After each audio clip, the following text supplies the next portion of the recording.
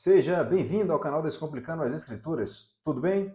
Hoje nós vamos para o episódio número 12. No episódio número 11 nós falamos da saída do povo do Egito, em que Deus levanta Moisés, Deus lança as 10 pragas no Egito, sendo a última a morte dos primogênitos, em que Deus ordena que um cordeiro seja morto e que o sangue desse cordeiro seja passado nos umbrais das portas, e quando o anjo da morte viesse, aquela porta que tivesse o sangue, ele passaria por ela, e não mataria o primogênito. E ali ficou caracterizado a saída do povo do Egito, o que eles celebram a Páscoa, que é a saída da condição de escravo rumo à terra prometida, que é Canaã. E Deus ordenou a eles que então passassem a celebrar esse dia perpetuamente, esse acontecido de forma perpétua. Então esse foi o nosso episódio número 11 e hoje nós vamos para o episódio número 12 do povo no deserto. Vamos nessa?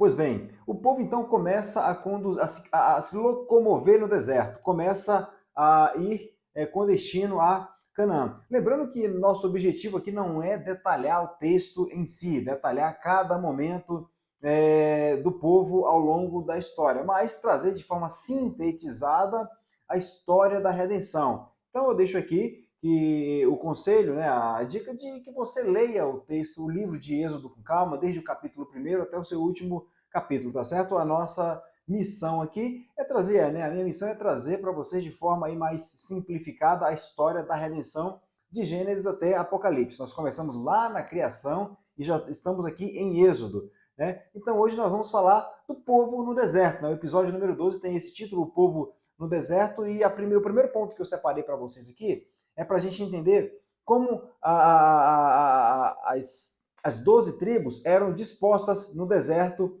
quando iam na sua jornada, né, no deserto, do como que elas se postavam ali, qual era a disposição das 12 tribos e do tabernáculo. Esse foi o primeiro ponto.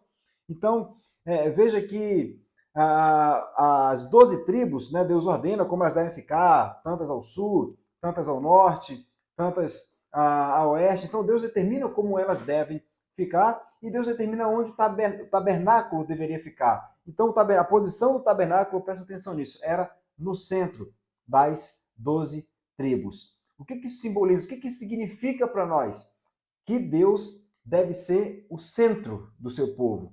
Deus, ele é o centro do seu povo. Então nós vemos um simbolismo nessa disposição que Deus então determinou a Moisés que dispusessem as tribos nessa condição, certo? Então, o primeiro ponto é que Deus é o centro do seu povo. Então nós vemos lá em Êxodo que Deus, né, que a centralidade do povo de Deus é o próprio Deus, certo? Então, essa é a primeira ideia que nós temos ali em Êxodo nessa jornada dos hebreus, do Egito até a Terra Prometida. E aí, mas avançando um pouco mais no texto, nós vamos ver que Deus vai chamar Moisés e vai entregar a Moisés as tábuas da lei. Então Deus entrega a Moisés as tábuas da lei, que são os 10 mandamentos. E aí eu queria que você parasse para pensar no seguinte: lembra que nós falamos em episódios anteriores sobre o pacto que Deus fez com Abraão lá em Gênesis 3,15? E que Deus promete a Abraão uma descendência numerosa e que nele seriam benditas todas as nações da terra, e que Deus exige que Abraão cumpra determinados requisitos para que ele, então, Deus, cumpra a promessa que fez. E quais requisitos é essa? Então, quais requisitos são esses? Então Deus olha para Abraão e questiona, olha para Deus e questiona, tá, mas como eu sei que o Senhor fará isso? Então eles fazem ali, selam um pacto. E ali já nós falamos, você vai lá no episódio e dá uma olhada, né, que é o pacto que Deus fez com Abraão, os animais são mortos por Abraão, partidos ao meio e feito um corredor. E ali, na hora de passar entre as partes, Abraão não passa somente um fogaréu e uma tocha de fogo passam entre as partes. É o Deus Pai e o Deus Filho ali assinando um contrato. Ora, mas esse pacto, né, essa aliança que Deus fez, ele tinha cláusulas. Quais eram essas cláusulas? Aqui, Deus as entrega agora a Moisés, que são as tábuas da lei. Então, as cláusulas daquele contrato que Deus fez com Abraão eram os 10 mandamentos, as tábuas da lei. Ou seja, os 10 mandamentos, eles já estavam implícitos lá no Éden, já estavam lá no Éden, que Deus entrega a sua lei e fala para Adão, olha, Adão, me obedeça, me obedeça. tá? Obedeça a minha vontade, que eu estou ordenando a você, você faça. Ali, no Gênesis, eram os 10 mandamentos. Então Deus agora entrega essas tábuas da lei, escrita com o próprio dedo de Deus, a Moisés, para que o povo, então, tenha o conhecimento do que Deus quer para ele. Então o texto vai falar de Êxodo, né, 25 e 16, do testemunho, né, do testemunho. Então esse testemunho eram as cláusulas desse contrato que Deus fez com Abraão, e ali Deus disse a Abraão que seria bendita todas as nações em Abraão, né, a descendência de Abraão. Então ali nós temos as cláusulas desse contrato, desse pacto que Deus fez com Abraão, com o pacto que Deus fez com o seu povo. Olha, cumpram esses 10 mandamentos, as minhas leis, então eu vou dar a vocês o que eu estou prometendo, que é a redenção, que ele prometeu a Adão em Gênesis 3,15. Lembrando que Deus está desenvolvendo a história, se envolvendo na história, para fazer cumprir a promessa que ele fez a Adão e Eva lá em Gênesis 3,15. Então, esse é o nosso ponto aqui, que a gente está tentando desenvolver, vendo que Deus está o tempo todo agindo na história para fazer cumprir a promessa dele. Até porque, quando Deus fala por meio do profeta Jeremias, lá no capítulo 1, versículo 12, ele diz que vela pela palavra dele para que se cumpra. Então, o compromisso de Deus é fazer com que a palavra dele se cumpra. E é isso que Deus está fazendo ao longo da história, se envolvendo na história, atuando diretamente na história para que a promessa seja cumprida. Então, Deus entrega a Moisés as tábuas da lei. E o povo continua essa jornada no deserto. E agora Deus também manda que seja feita uma arca. Seja feita uma arca. Lembrando que isso aqui é um resumo, uma síntese. Não tem por objetivo se aprofundar nos textos em si. É só para você ter uma ideia do que aconteceu. Então, se você quer mais detalhes, leia lá o texto. Caso tenha alguma dúvida, comenta aqui nesse vídeo, faça a sua pergunta, que a gente pode aqui fazer um vídeo respondendo a essas perguntas, tá certo? Então Deus ordena que seja feita uma arca, ele diz como deve ser, de ouro, de prata, e aí a arca tem algumas características, a arca da aliança. Primeiro que ela tem um propiciatório, que é a tampa, né? Feita a arca, tem a tampa, nessa tampa é o propiciatório, propriamente dito, e em cima da arca há dois querubins olhando para dentro da arca, né? Isso também tem um simbolismo. Se a disposição das tendas no deserto tem um simbolismo, quando o tabernáculo onde Deus se manifestava era o centro, portanto, a centralidade de Deus no meio do seu povo, aqui na arca também nós temos esse simbolismo, nós temos um simbolismo também. Então nós temos a tampa, o propiciatório, e dois querubins olhando para dentro da arca. E dentro da arca, o que continha dentro da arca? As tábuas da lei, continha o maná e também o cajado de Arão. Então eram esses três elementos que estavam dentro da arca. Veja agora como é que era feito o culto no Antigo Testamento. O cordeiro era sacrificado e o sangue desse cordeiro, ele era aspergido, né, no propiciatório, naquela tampa, e cobria toda a tampa. Mas o que isso significa? Veja que Paulo vai dizer que pelo conhecimento da lei, pela existência da lei, nós sabemos que pecamos. Ou seja, nós olhamos para a lei e vemos que somos pecadores. E o que isso quer dizer quando o sangue desse cordeiro era aspergido no propiciatório e cobria?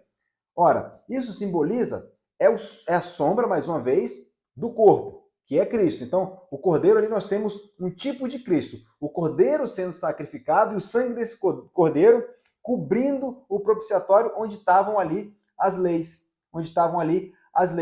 Ora, nós vamos ver Paulo dizendo no Novo Testamento que o sangue de Cristo é que nos purifica. O sangue de Cristo é que nos cura, nos liberta de todo pecado. Então, quando o sangue do Cordeiro derramado, que é uma sombra do corpo real que é Cristo, e ele cobre a lei, aqueles dois anjos que estão ali olhando, os dois querubins, para a lei, que representam ali, simbolizam ali o olhar de Deus para a sua lei, quando vê o sangue derramado, não mais vê a iniquidade do povo.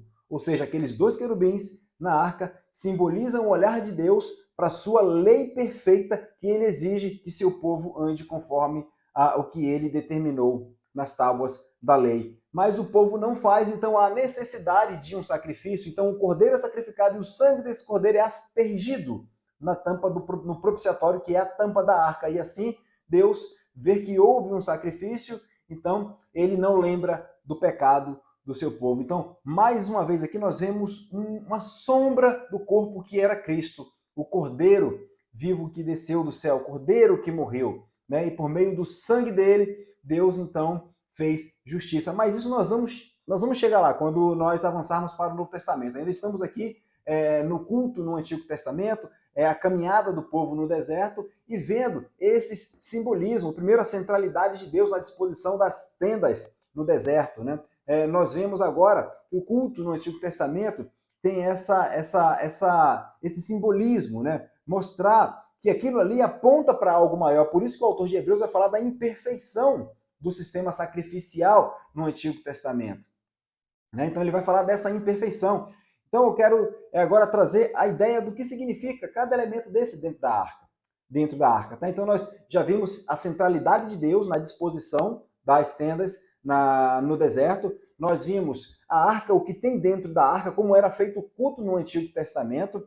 E agora então, o que significa as leis ali dentro? As leis são a vontade de Deus, é a vontade preceptiva de Deus, a vontade legal de Deus. É um dos sistemas de leis no Antigo Testamento, que nós vamos ver no próximo vídeo, né? Eu vou separar um vídeo para falar só disso, sobre o sistema de leis no Antigo Testamento, né, que se dividem em três. Essa aqui é a lei moral de Deus. Então, ali dentro da arca são as tábuas da lei, que simbolizam, que na verdade são a vontade preceptiva de Deus, aquilo que Deus exige que o seu povo faça para ele poder se relacionar com o seu povo. E nós temos o maná também ali dentro. O que simboliza o maná? O maná simboliza a provisão de Deus para o seu povo, o cuidado de Deus para o seu povo. E por fim nós temos ali o cajado de Arão, que diz respeito à autoridade, a governo, porque em um momento o povo questionou a autoridade de Arão. Então Deus disse que, olha, não, Arão tem tanto autoridade quanto Moisés. Então, o cajado de Arão ali também simbolizava a autoridade, o governo de Arão sobre o povo. Então, ali existe esse simbolismo. Mas todo esse simbolismo ele aponta para algo no Novo Testamento. Por isso que fala de uma sombra, porque agora nós temos o corpo que é Cristo. Tá certo? Então, nesse episódio número 12, nós vimos aí a disposição das tribos no deserto, o tabernáculo no centro de todas as tribos ali, simbolizando a centralidade de Deus no meio do seu povo. Nós vimos ali também as tábuas da lei, que eram o contrato, eram as cláusulas do contrato, do pacto que Deus fez com Abraão, assinado por Deus Pai e Deus Filho. Nós vimos ali o propiciatório, quando o cordeiro ele era sacrificado, o sangue derramado, aspergido ali no propiciatório, tampava, cobria, e Deus não viu o pecado do seu povo. Os querubins, que simbolizam o olhar de Deus para a sua lei perfeita. Nós vimos que dentro da arca tinham as tábuas da lei, o maná, né, as tábuas da lei, a vontade preceptiva de Deus, o maná, a provisão de Deus, o cuidado de Deus para com o seu povo, e o cajado de Arão simbolizando também a autoridade de Arão sobre o povo, tal como era Moisés. E aí eles continuam a sua jornada até Canaã, e sempre que paravam, montavam ali toda a estrutura nesse mesmo dispositivo. E a tribo responsável por fazer isso era a tribo de Levi.